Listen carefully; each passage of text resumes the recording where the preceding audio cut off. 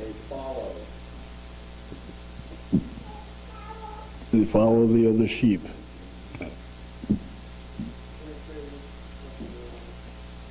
Can't hear you.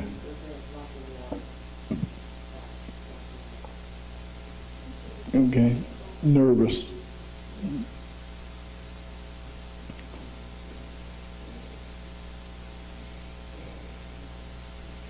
Anything else? They don't really have a means of protecting themselves. They have no defense mechanism. Weak.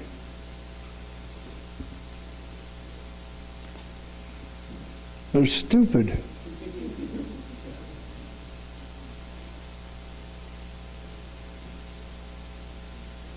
And they're stubborn.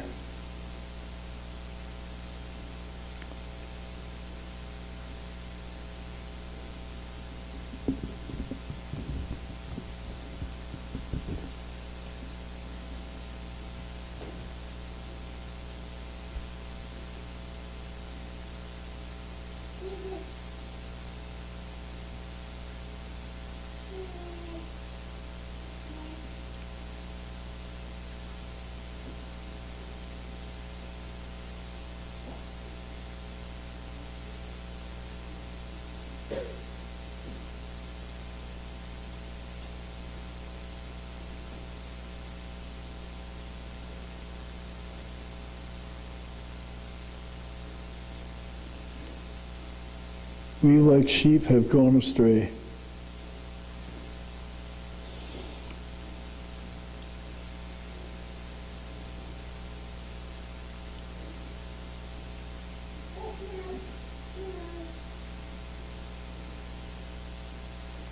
We're quite a bit like sheep.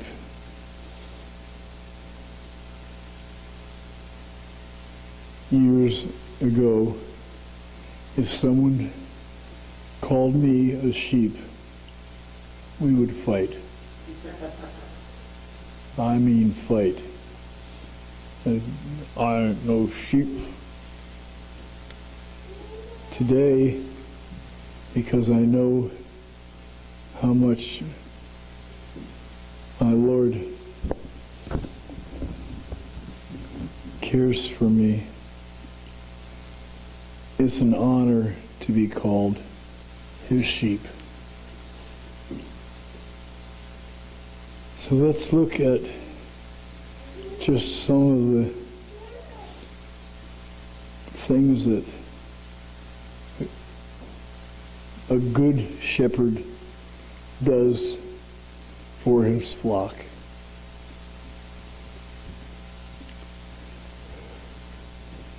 Number one, the Lord is my shepherd.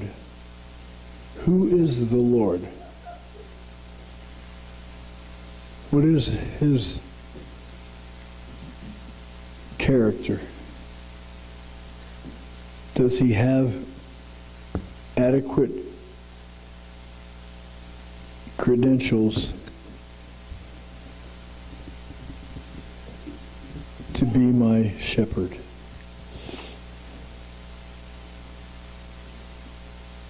These are penetrating questions which deserve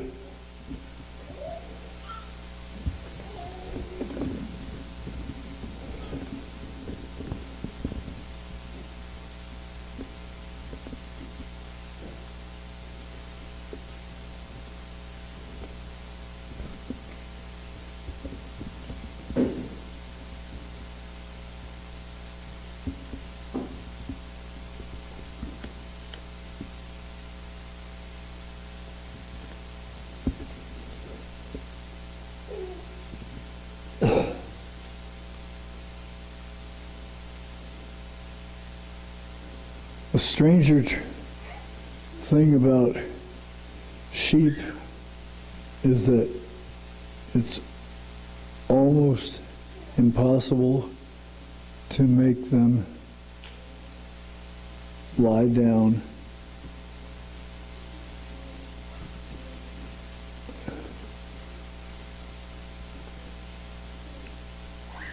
unseen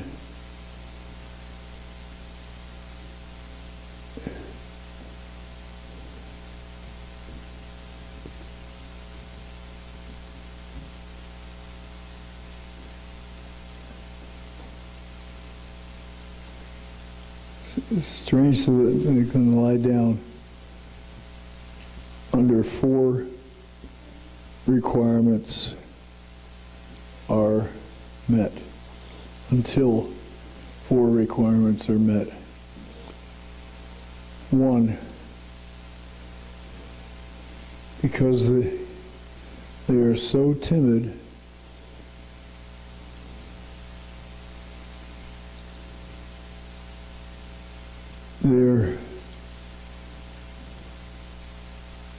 they refuse to lie down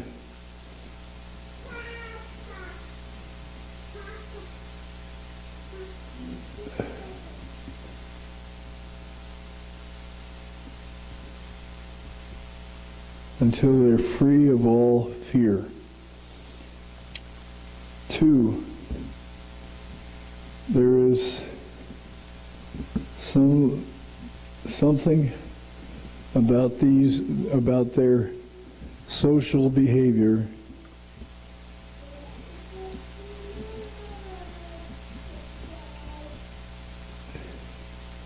that causes unrest unless there is no friction among the flock.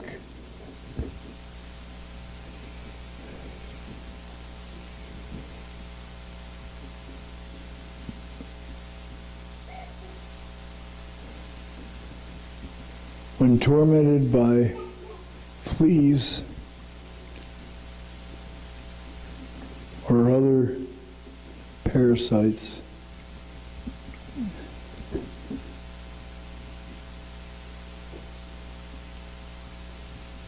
sheep will not lie down. Only when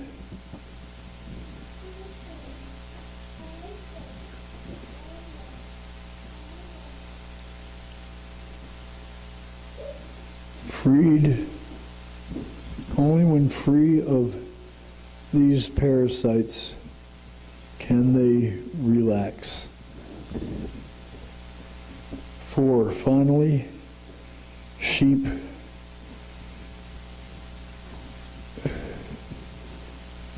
will not lie down as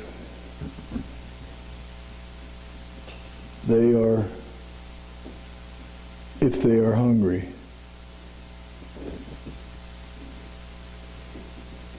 So sheep must be free from fear, tension, aggression, and hunger.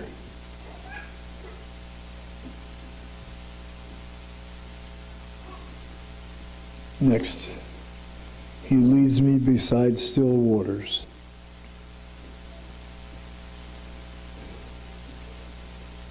To the well-being of sheep, it is the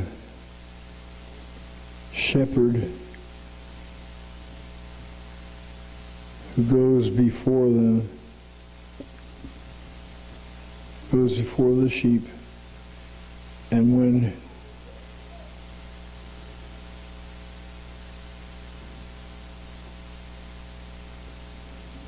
necessary, he digs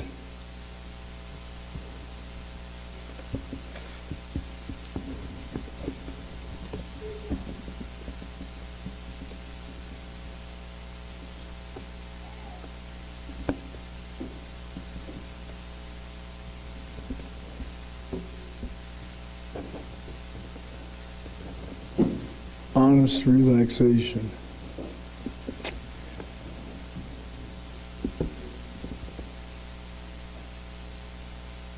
David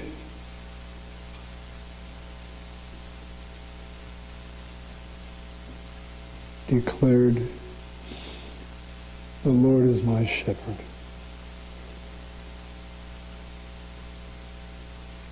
This was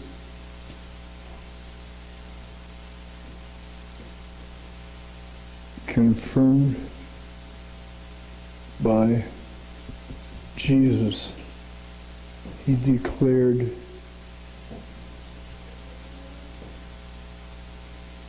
emphatically, I am the good shepherd.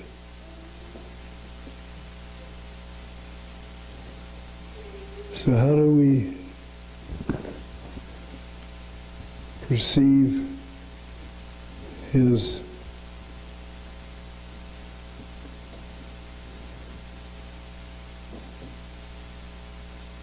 how do we perceive him?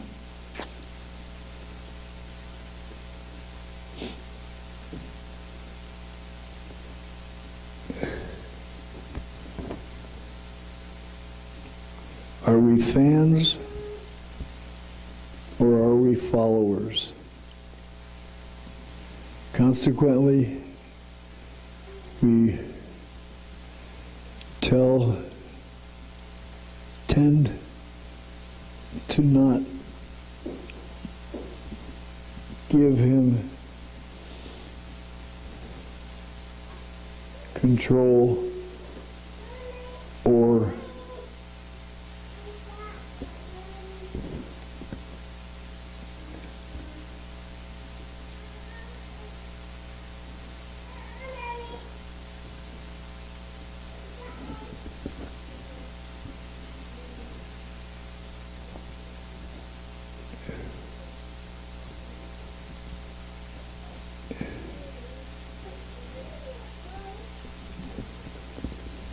inspire of our own hearts.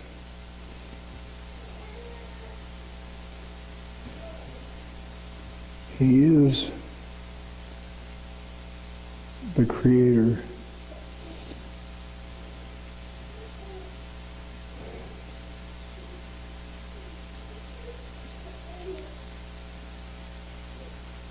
Of all the world.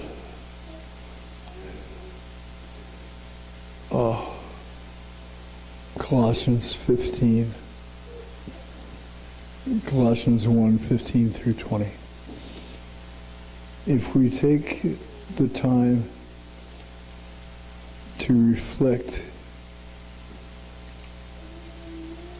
on his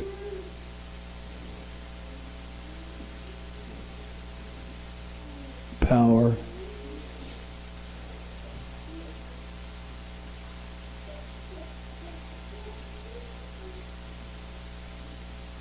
on who he is, we will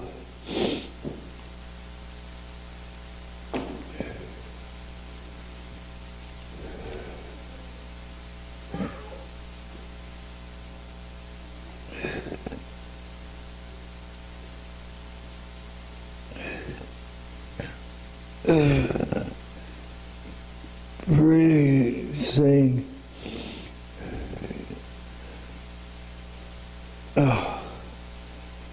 no, this is, the Lord is my shepherd.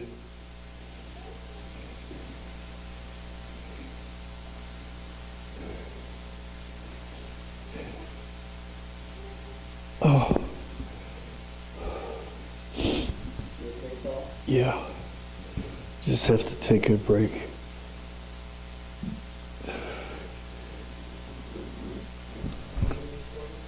No.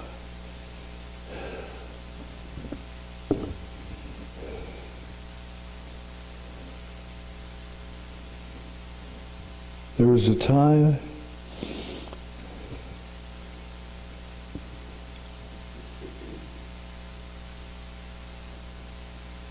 when a 6-year-old, I already told that,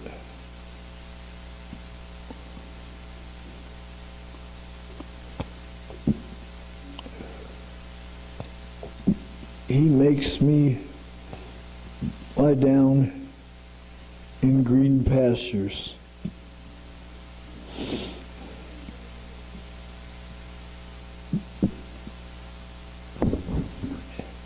He leads me beside still waters. He restores my soul.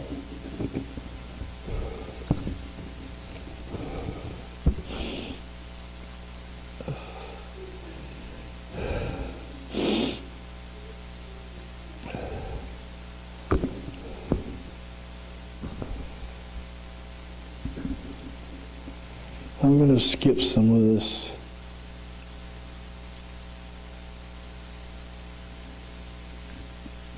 David said, "Why so downcast, O my soul? Put your hope in God."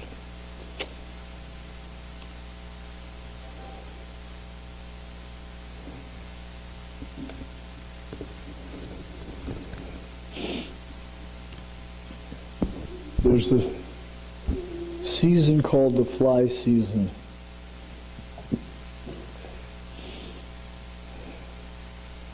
As the shepherd leads this flock up through the hills, the pastures,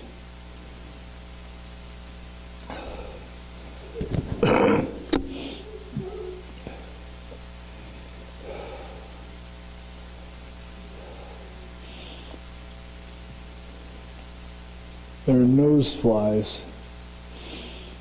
They lay their eggs in the nose of the sheep, and if not taken care of, they will drive the sheep crazy. Literally crazy.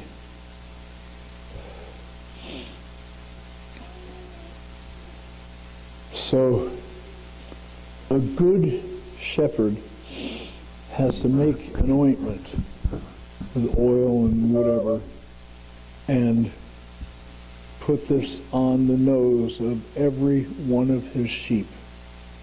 He has to take the time to do this. If he's got 10,000 sheep, he has to do it with every single one of them.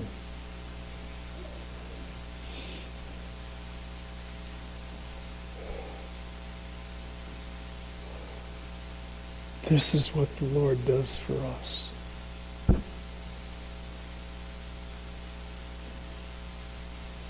He takes care of us.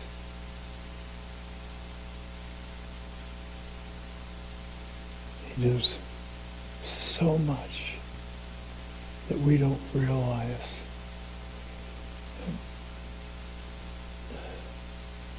He takes care of his flock. I'm going to have to stop today.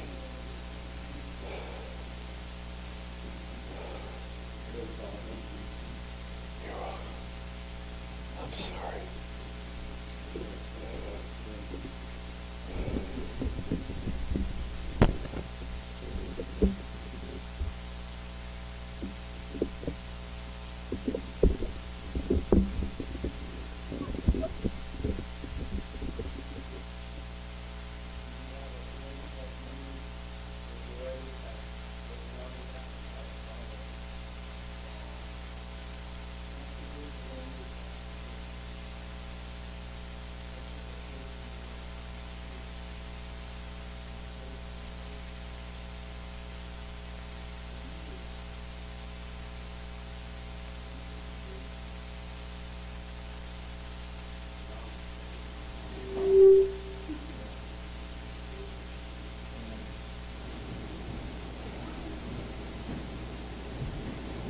Well, why don't we sing that then? Okay. So,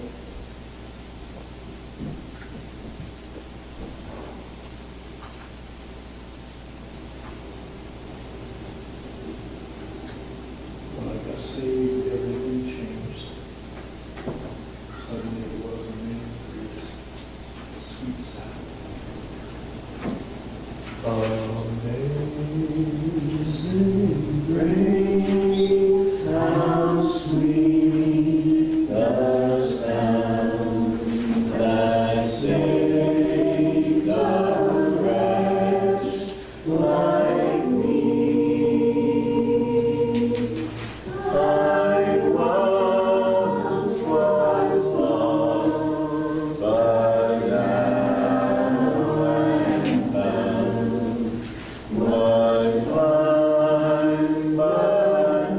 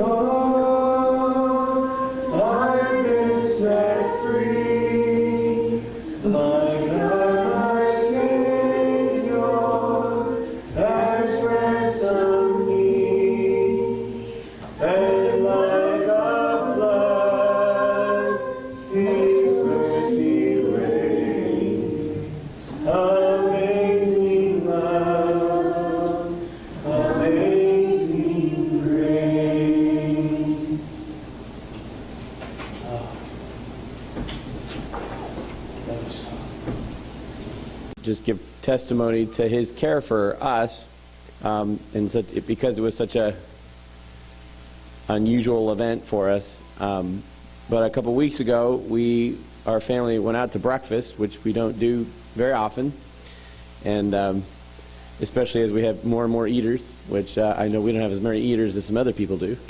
But so we were out for breakfast, and it had been a little bit of a rough breakfast for some of our kids. But so we were probably a little more conspicuous than not, and we were sitting in this open dining area, and the way the dining area was arranged is that everybody could see everyone as far as like the tables. We weren't like even in a booth or whatever, so it was very open. And while we were there was this couple that was sitting not too far away from us, and we kind of had seen them, but we hadn't talked to them or anything. They were a little ways away. And anyway, so we had a nice breakfast, and we were finishing up our breakfast, and our waitress brought us our check, and she set it down on the table, and not 30 seconds later, the man gets up from his seat. Are you looking at me funny? Okay. Am I telling it wrong? Comes up from his table, walks over to the end of our table without any introduction whatsoever, picks up the receipt and says, "I'm going to take care of this for you today." And then leaves. and I mumbled something like, You don't have to do that. And again, this wasn't McDonald's, so this was a sit-down restaurant, right? I mean, this was not like, and not minimizing. You hear stories, and I've actually experienced being in the drive-thru where someone pays for your food, which that is an incredible gesture as well. But it is saying this was paying for a large family by most standards. Their breakfast, without any pretense or discussion or anything. Just picked up the check and walked away, except he came back about 5 seconds later and said, "Oh, by the way, don't worry about the tip either." It was so unexpected, and Michaela and I just both sat there dumbfounded, because we had no idea who this person was. The way he did it was so unassuming, and also just like I was almost sneaky. Like, he just walked up, and it's like there was no opportunity to protest. He had my check, so. But it moved us to tears, because you don't just do something like that. I mean, and he didn't say anything about being a Christian, and we don't know if they were believers or not. But it just takes an incredible amount of either obedience, or at least just to get up, and courage, really, to go up to a family at their table. I mean, you actually interface with them and say, "This is what I'm going to do." And anyway, we were just so moved. And we were moved, first of all, by the kindness, but also we immediately recognized this is the Lord giving us a gift. He's taking care of us, and it was something that wasn't, it was definitely an extra on top of our thing. And anyway, so Paul mentioned that the Lord is such a good shepherd. He doesn't just give us food and water, which that would be adequate if he just did that, but he makes up that ointment to keep the nose flies out, right, Paul? And gives us extra blessings on top of it. So that was the thinking about what God has done for us in the last year. That was, just in some way it was a small aspect of things, but it was also a really big deal, because it was just so unexpected. Anyway, we all probably have stories like that, but that's the first time that's happened to us in that kind of context with our family. And so anyway, I just thank the Lord for that. And it's good for me even to tell the story, because I'm so easy to go back to complaining about things. And we had an interesting week. We were sick over Christmas, and hopefully it's good to see most people here. Well, and actually Mark is not here today because he's playing the organ somewhere else, so that's why he wasn't here today. So as far as we know, they're all right too. But anyway, so it was definitely a different. Other people have been sick at Christmas, so that's not a unique thing. But I think it's the first time our family's ever been actually sick over the Christmas holiday, and it's just interesting how, it was already kind of a funny year already, just in terms of, when things landed and everything. But it was just really amazing. We kept looking over the last couple of weeks and seeing how the Lord, He ordered our steps. He led us, and even in the midst of the sickness, because it was such a strange sickness where we thought we were done, and then other things would happen, and then we weren't quite done, and maybe wasn't good for everybody else. But there were just ways that God directed our steps to, even in the celebration that was neat and unexpected. It wasn't what we had chosen, but it worked out well. And Michaela had some good reflections she shared with us the other day about how Mary and Joseph, however it ended up happening, it probably was not what they had expected or prepared for.